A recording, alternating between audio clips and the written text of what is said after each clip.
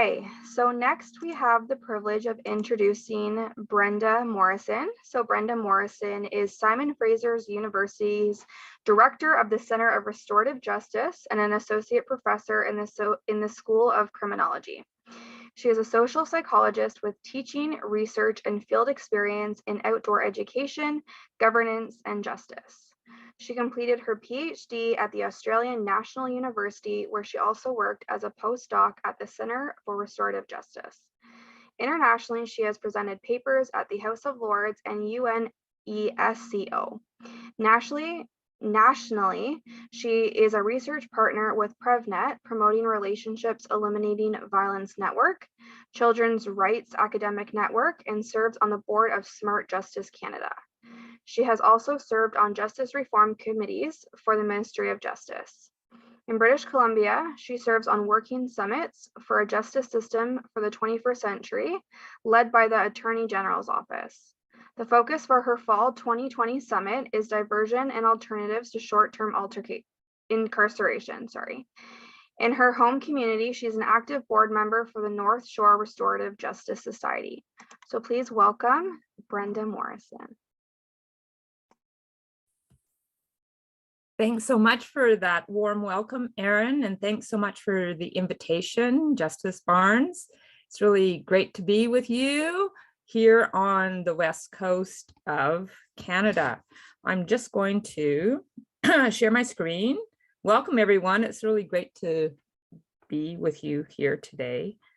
Just one sec. Where is it?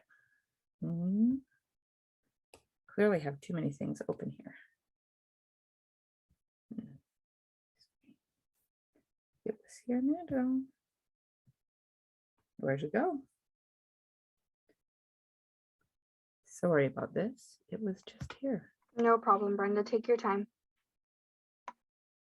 Oh, I found it. There it is.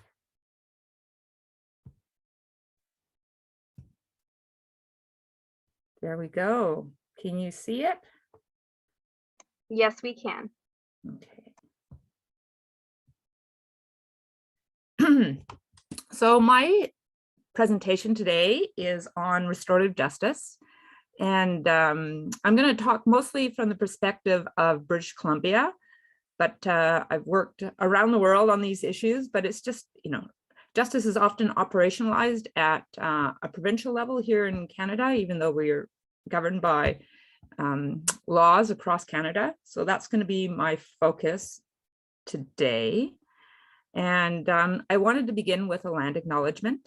I'm calling in today from a little island called Naklalakwam, otherwise known as Bone Island. It's on the traditional unceded ancestral land of the Skohomish Nation. And I'm grateful to have raised my family here and for their stewardship of this land for time immemorial. It's interesting to think about those land acknowledgements in the context of restorative justice, because one of the tributary streams that influence the rise of restorative justice is from a First Nations perspective, because First Nations people around the world are disproportionately represented in our criminal justice system. So we have to ask ourselves, why is that the case? What is it about the way that we operationalize justice that it turns out that Indigenous people and other marginalized people are disproportionately represented in our criminal justice system? So it really, we really need to reflect on that and what we're doing within the mechanisms of justice when we reflect on this. So this is actually a slide of almost the view right out of my front window here from the little island of Naklalakwam. And I'm looking out across to the University of British Columbia out there on Point Grey. But what you see on the Salish Sea there is sort of two different sort of worldviews, or what I could see metaphorically as two different worldviews. In the background, you see the big tankers. And for me, that sort of represents the rise of the nation state and the industrial complex, and this sort of transactional worldview of, that sort of came out of this economic lens of Homo economicus, that were these transactional beings, and the rise of the industrial state and the rise of the nation state are a particular worldview that informs how we think about the world. In the foreground, there's the canoes, and that represents the First Nations people of the land. And they come from a very relational worldview. And I'm always drawn to a quote from Liz Elliott, the founding director of the Center for Restorative Justice. She passed away 10 years ago this year. And she says in her book, Security with Care, she found that the problem was much deeper than a failed criminal justice system, that the work needed to begin in relationship to each other, so relationship to the land and relationship to ourselves. And so it develops a deep relational lens of the way we think about the world beyond this transactional worldview. And restorative justice is a relational form of justice. And the question is we don't necessarily have to work, keeping these two worldviews at odds. The real challenge for the field of restorative justice and other relational practices and treatments within the context of justice is to think about where are the relationships in here? How can we address the root causes of the relational needs of the people involved here? So that picture brings up a lot for me, and we can dive into different conversations. And so when we think about worldviews, we can think about the power of the lens that we look at. So the lens in which we see the world, our worldview, is really important. And the grandfather of the field of restorative justice picked up on this. Howard Zehr, back in 1990, wrote a book called Changing Lenses. And he was a photographer. And so this metaphoric idea of the lens that you use actually really shapes the way that you see the world. And so changing lenses became the metaphor for the field of restorative justice. And he's known as the grandfather of restorative justice. He works down at Eastern Mennonite University in the United States. But his original view and how he developed this actually began on reflections of what he saw happening in Ontario with the Elmira case. And so I'm going to get onto that. But what's really interesting to me is that Canada is seen as one of the leaders in the field of restorative justice. And even though we're seen as the leaders, and people like Howard Zehr picked up on that and developed his own practice in the United States, we haven't really integrated the idea and the lens of restorative justice within our broader society and within our legal system. So lenses are powerful. And when you apply a new lens, then it leads to different outcomes. You ask new questions. And so Howard Zehr took the three sort of dominant questions of a state institutional process of social control over, over members of the nation state. And so when you look through that lens, the standard criminal justice lens, you ask, what rule has been broken? So we have a criminal code. Who did it? What do they deserve? So, what rule has been broken? The police can't respond until a rule has been broken, until there's been a rule violation. Who did it? That's the work of the courts to determine guilt or innocence. And then we hand down some punishment as a mechanism of social control with the primacy of deterrence, that if we have this deterrent factor, the punishment out there, that will lead to some either specific deterrence for the alleged offender or general deterrence for everybody else. That we have this idea that this fear of punishment acts as a mechanism of social control. And so it's a very fear-based system, very fear-based system. And those are the questions that we hold up in the name of justice, in the name of the nation state. Howard Zehr asked a series of different questions. He says, who's been hurt? What are their needs?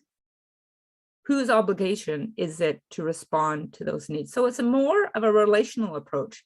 And instead of being offender focused, as we do in the nation state, in our criminal justice end, it's more victim focused. And we know that from the data that most people in our criminal justice system are actually victims, often in childhood, before they become offenders. So, so this changes lenses. And when we change lens and we ask different questions, we might end up with different solutions. So it comes back to our worldview, and then how we want to operationalize this idea of justice on behalf of all the citizens of the nation state. So Howard Zehr held up three main ideas or ideals in thinking about a different vision for the operationalization of justice. He says, respect. Everybody involved needs to be offered equal respect. Offenders, victims, their families, the community. Respect should be a fundamental human right, as it is. And we operationalize it differently within, our different worldviews and mechanisms of justice. But we also have to take on responsibility. We have responsibility for our behavior, and we have to own that and internalize that we can't just let other people take care of our problems. We need to take on equal responsibility for harm caused and for the development of healthy relationships. So the relationship focus is really important to restorative justice. And excuse me. And we know when we're in healthy relationships with each other, something that we call ontological security, knowing who we are and where we belong. When we have healthy relationships with ourselves, with the place we call home, with each other, we're less likely to hurt ourselves and others and behave in criminal behavior. So what is this idea of restorative justice then? So according to Susan Sharp, who's another wonderful Canadian that was here when the field was blossoming here in Canada. She says restorative justice is a justice that puts energy into the future, not into what is past. It focuses on the needs to be healed, on what needs to be healed, what needs to be repaired, what needs to be learned in the wake of a crime. It looks at what needs to be strengthened if such things are not to happen again. So it's very preventative in its focus.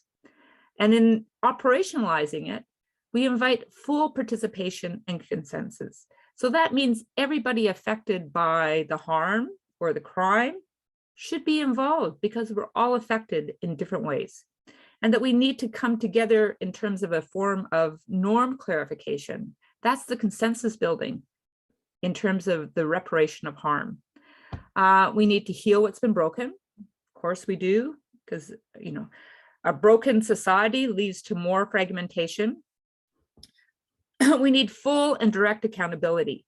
What she means by this is that while the accountability to the nation state is important, accountability to each other is actually more important, because it goes back to that relational web that we need to be accountable to each other. So we call that horizontal accountability, direct accountability to those harms and to our communities.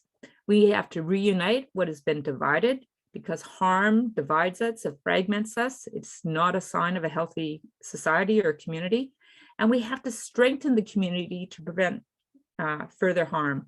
And so different models of restorative justice do that in different ways, invite the community in to operationalize that restorative justice process. So I'm going to quickly go through three main models of restorative justice.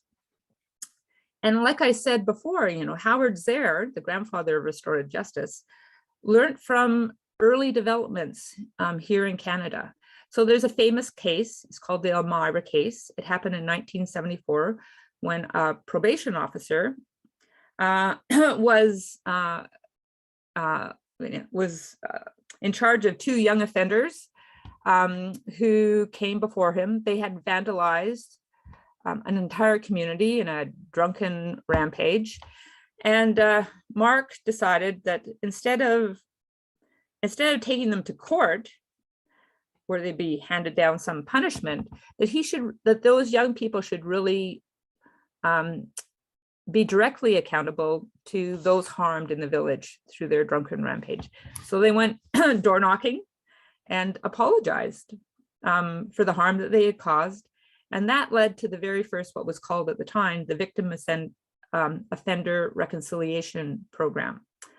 And that first case, and I should say that Mark is a Mennonite, so one of the influences of restorative justice in those early days came through the Mennonites and their worldview that led to this new idea of restorative justice, direct accountability to those harmed at a community level, and repairing the harm at a community level, in this case in the little place called Elmira. And so that led to community justice initiatives, creating a community-based nonprofit in Kitchener-Waterloo. It's really, I mean, if you've never been to their website, you should. They're doing remarkable things. Their practice has grown remarkably since those early days. So they were founded in 1978, and that led to a community justice initiative nonprofit here in British Columbia, and that was founded in 1982. And they were the really early innovators of this idea of restorative justice here in Canada. And that early work in victim offender reconciliation programs at a community level led eventually to a partnership with the Correctional Service of Canada, operationalizing and providing victim offender mediation, which is now called the Restorative Opportunities Program. And so it's for very serious crimes.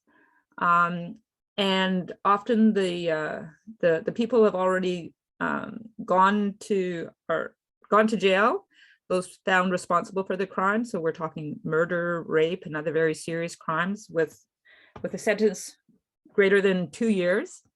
And they have a restorative justice process that works in partnership with our established criminal justice system, and the outcomes are remarkable, and you can read about them on their website. But my point is that this was the early innovations of restorative justice. Both are around today. They're community born and community led, and they emerged out of a particular worldview of direct accountability at a community level for the crimes caused.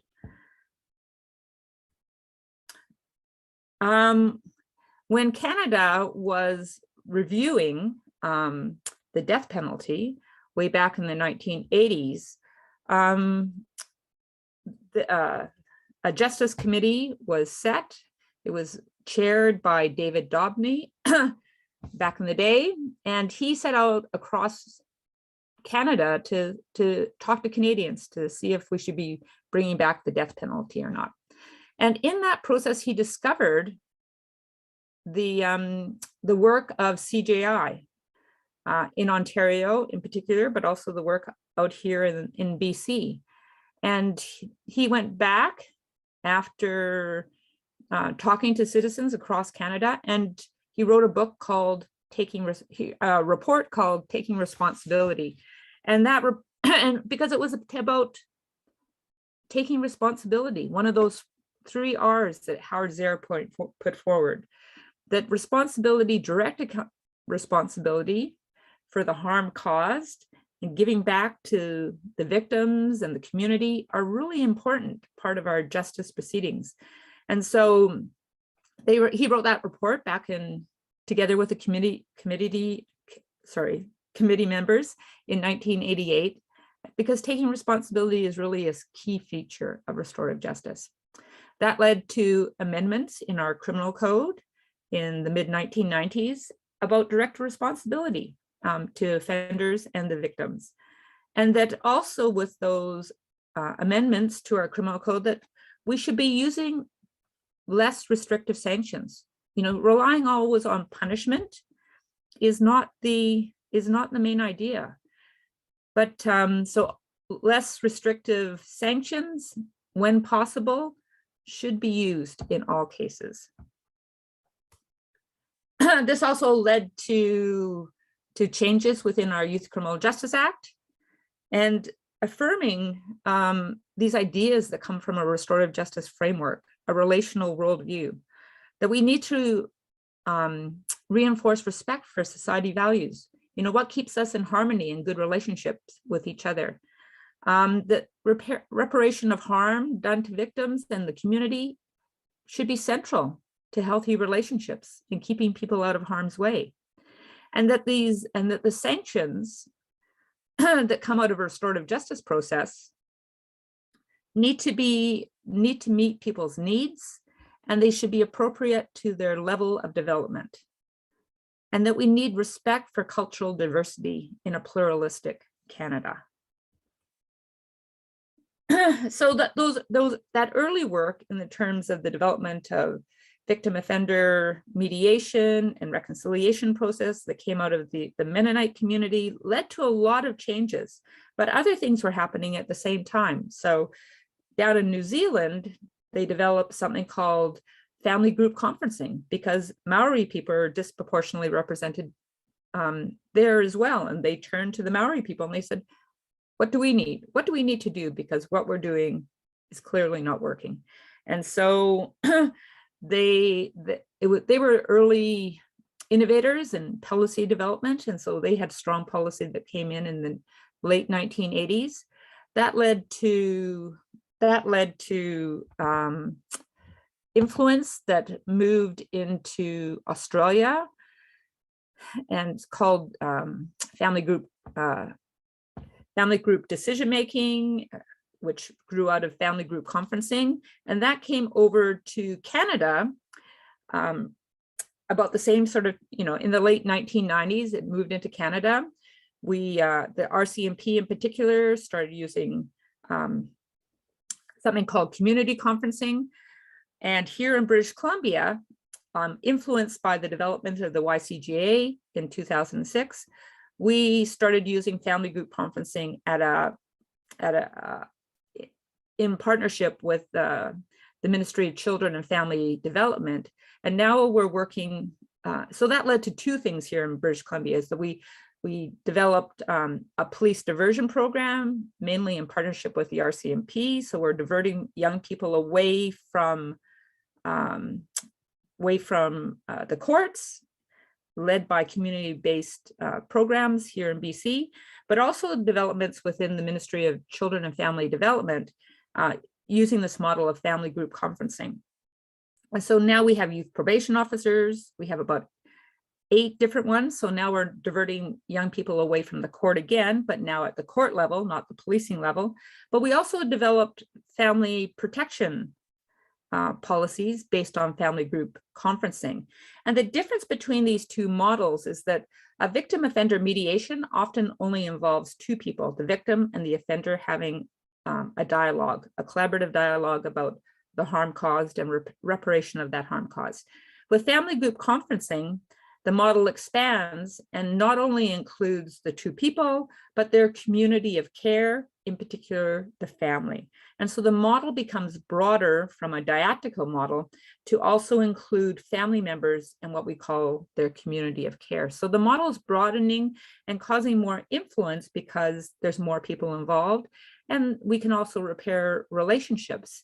But it's not only the reparation of the relationships that's important, it's that because we're relational beings, we know that the participation of people that we respect and care about, influences the outcome of the process. And so I'm going to get onto that in just a little bit. Meanwhile, up in the north, we have Judge Barry Stewart, a circuit court judge up there in the early 1990s. And there's also influence in the field of restorative justice. And so as a circuit court judge, he was seeing the same offenders in front of his bench every single day. And he said, I have to do something different. And so he turned to the First Nations up in the Yukon and asked, what would you do? And from that process, he started doing something called circle sentencing, and which became peacemaking circles. And and here the model becomes even broader. So not only do you have the victim and the offender present in the process, along with their communities of care and their families, you have the wider community participating in the process. So there's even more potential for social influence when you broaden who's in the circle even more. And so, so now we have circle sentencing emerging that is also influencing the practice of restorative justice here in Canada. Those processes, because Indigenous peoples are disproportionately represented in our criminal justice system.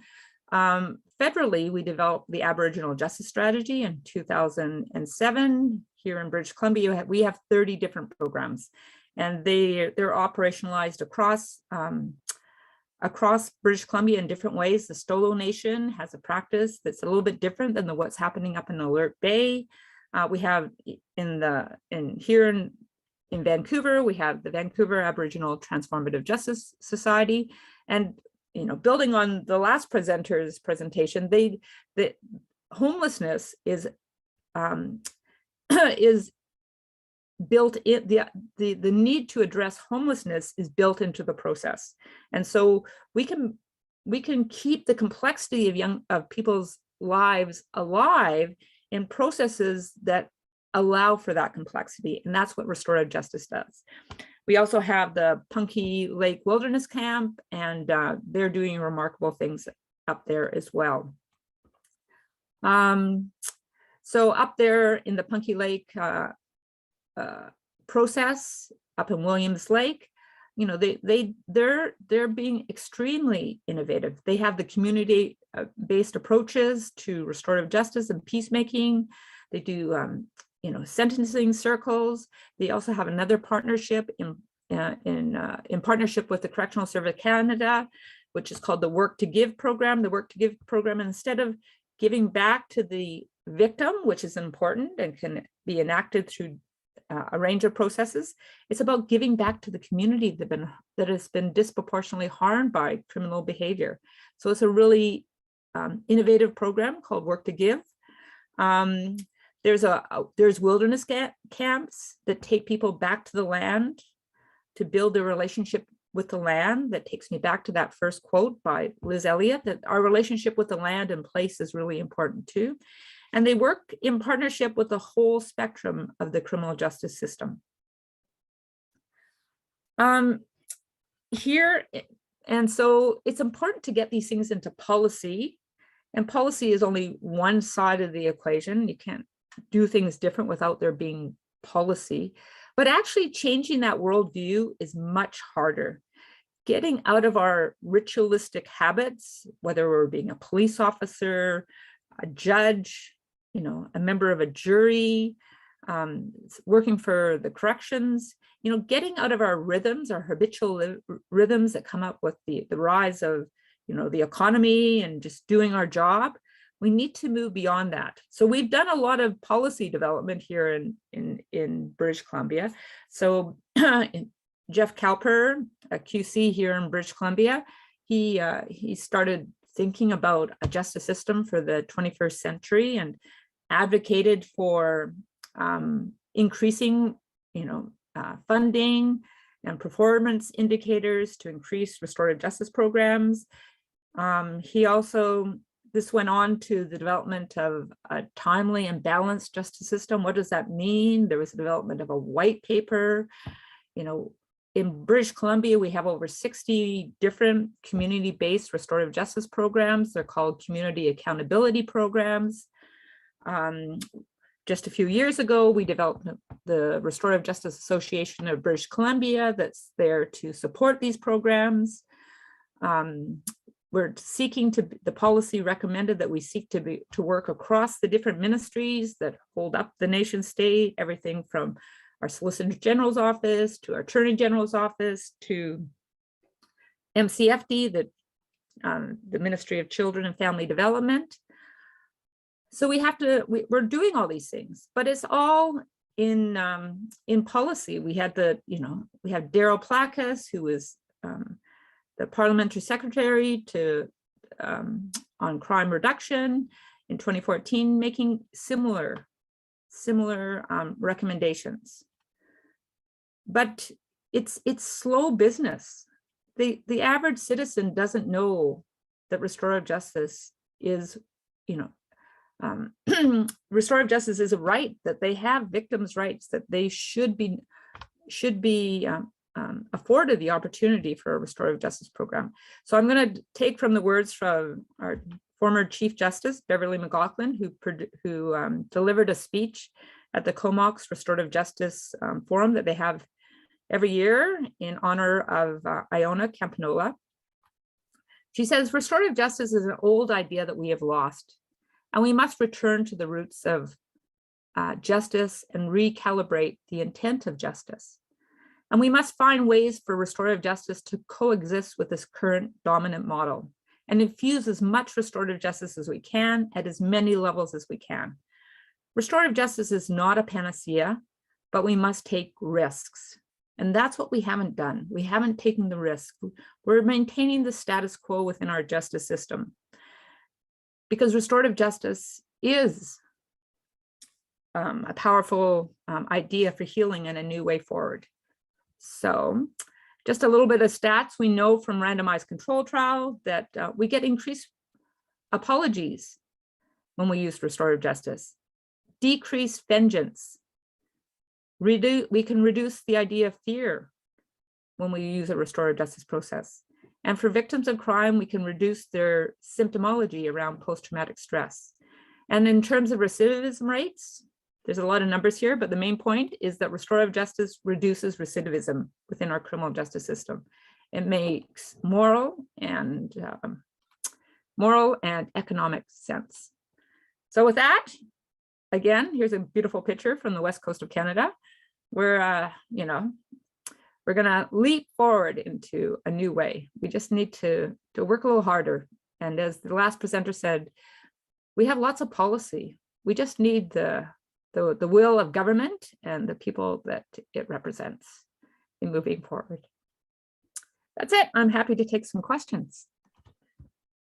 Thank you very much, Brenda. As of right now, we don't actually have any questions in the Q&A. One question I wanted to ask are, what are some tactics or strategies we can use to implement more restorative justice techniques across the nation in different sectors? I think we just really, we need a public education program. I think governments will respond when people, the average citizen, knows that there's a new imagination for justice. Mm-hmm. And I think we need a significant information and education campaign, and that doesn't rely on lots of stats. We have so much data, but just sort of, begins with new stories of new imagination, and then is backed up by the data that we need a new imagination. Mm-hmm. We're not going to move forward without people really imagining themselves in a restorative justice process that imagines a new way forward that builds on what we have. Like, we don't want to, flush out the baby with the bathwater sort of thing. So it's about our own moral imagination. Mm-hmm. I think that's the most important thing. Absolutely. Absolutely. Well, thank you very much for your time, Brenda. Very informative. And again, we don't have any questions in the Q&A at this time.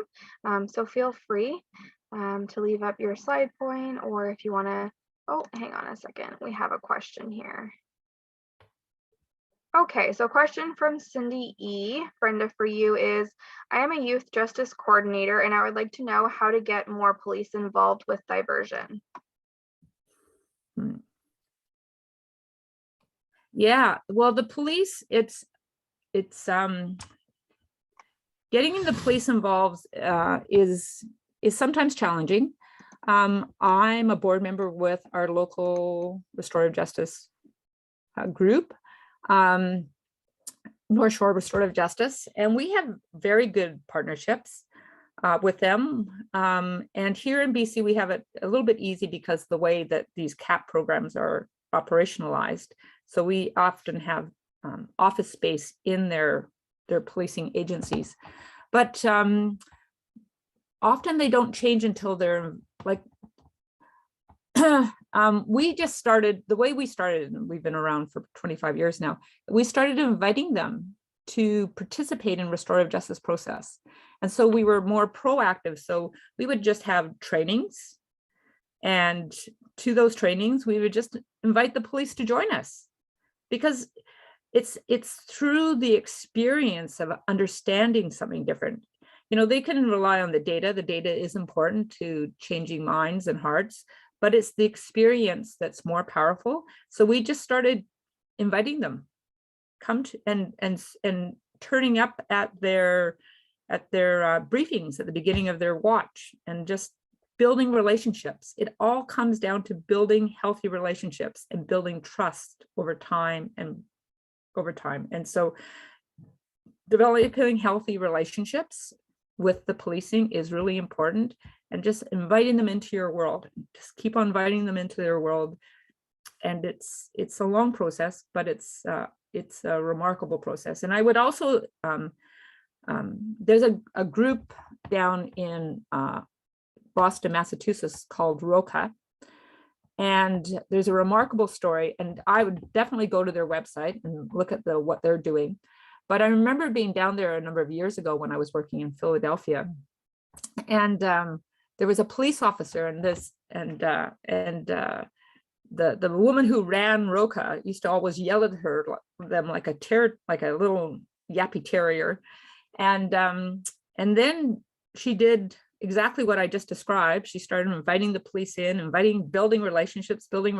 And when that police officer retired, he went to work for ROCA, because that's what worked. Amazing. And that's exactly the purpose of our committee here, right? Justice Barnes has this vision of connecting and making those relationships, because those are the vital components of what's going to contribute to restorative justice across this nation. Yeah. Thank you very much, for the Brenda. invitation. I really appreciate it. We appreciate you speaking. Thanks. Have a good rest of your day. You too. Take care.